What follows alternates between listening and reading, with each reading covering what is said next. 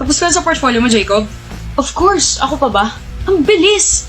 In 2 weeks pa yung deadline pero 3 weeks pa lang nakakalipas. Tapos ka na agad mag-drawing ng 12 designs. I'm that talented, Ellie. Nool! Pahingi nga ako ng brain cells mo. Sus! Buti naman nakakuha ka agad ng inspirasyon.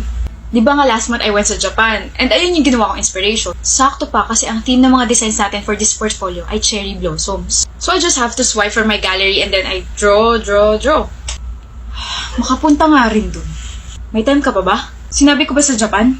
Pupunta rin ako sa gallery ko. Baka may maisip ako eh. Lap trip ka talaga. Anyway, I'm gonna pass my portfolio sa mismong deadline kasi ayoko naman maging bida-bida, right? Share lang ako ha. Sige. Laptop ka talaga, sure lang ako. Tunog plastic tapos ang yabang-yabang pa. Totoo kaya tapos na siya sa portfolio niya o nagmamagaling lang siya? Tignan ko nga. Oh, mga sketch pa lang pala to eh. Kapag yabang kala mo naman tapos na siya. Dahil dyan, pipicturean ko lahat ng mga designs niya, pati na rin ng color palette at uunahan ko siyang magpasa. Bakit mo hawak portfolio ko? May sarili ka naman, Jacob ah. Did you copy my designs? Nagsasabi mo dyan. I don't wanna accuse you, Ellie, but I just saw your portfolio. Sobrang similar ng mga designs mo sa akin. Hoy, hindi porket tapos ka na, pagbibintangan mo na ako. Designs ko to, naisip ko tong mga to. Yabang at plastic na nga, sama pa ng ugali. I will report this to our prof. Baka naman ikaw ang kumopya sa akin. What? Pinaparating mo lang na tapos ka na pero ang totoo hindi pa talaga kasi ayaw mo maunahan kitang magpasa. Nililipat mo sa akin yung kasalanan ginawa mo. I just told you last week that I already finished my portfolio.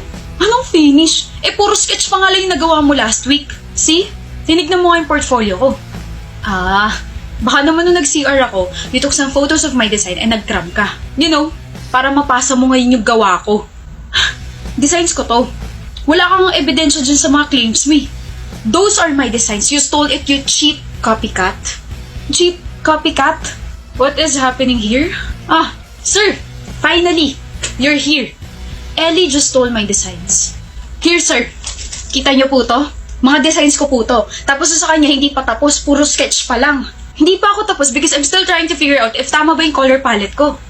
Those are my designs. Look, sir. Ito po yung portfolio ko. You mean those are my designs? Jocelyn? What do you mean these are your designs? What? Dadagdag ka pa rito, Jocelyn? Doon ka na nga. Ano? Nangunguha ka na rin ng mga designs? Kadiri. She's right, Ellie and Jacob. Those are Salvador's designs. Po? Huh? Yung pinapakita niyo sa akin mga portfolios, those are Jocelyn's designs. I know because her designs are always remarkable and she always passed her portfolio early. Nasa table ko na nga yung clear file niya eh. Bakit di kayo makapagsalita? Depensahan niyo sarili niyo. Own my designs again. Kaya pala you always insist na tignan ang drawing book ko, Jacob. Hindi ko naman alam na yun na pala yung start ng pagiging tanga niyo pareho. Mas speechless ka, Ellie, no? Kasi yung pinagkopyahan mo, kumopya rin sa akin. What's up with this copycats? Seryoso ba, Jacob? Also, if you're looking for proof na ako talaga gumawa ng mga designs ninyo, I have here in my phone. I always take videos whenever I draw something. Gusto niyo makita, pati na rin yung mga timestamps. Anyone interested in here? Okay, wala. As much as gusto ko yung bigyan ng 0, hindi pa pwede dahil hindi pa naman deadline. Pero I'm gonna give you deductions. Fix your designs and apologize to Salvador. Sana hindi na maulit to. Jocelyn, kaya nga tayo binibigyan ng maraming time para makapag-isip ko ano ba yung gagawin natin. And sa mga linggong lumipas, wala kayong ibang ginawa kundi kumopya lang? Weird. You only have a week left para bumuo ng 12 designs. Saan kayo kukuha ng inspirasyon? Sa isa't isa? Kasi nag-aaguan kayo kanina kung sino yung original na may gawa ng mga designs na yan eh. Okay, biktima ako rito. Hindi man lang kayo nag-effort na ibahin yung details. Sa bagay, kahit kinopya niyo lahat, always remember na you can't outdo the doer. Good luck. Visit ko!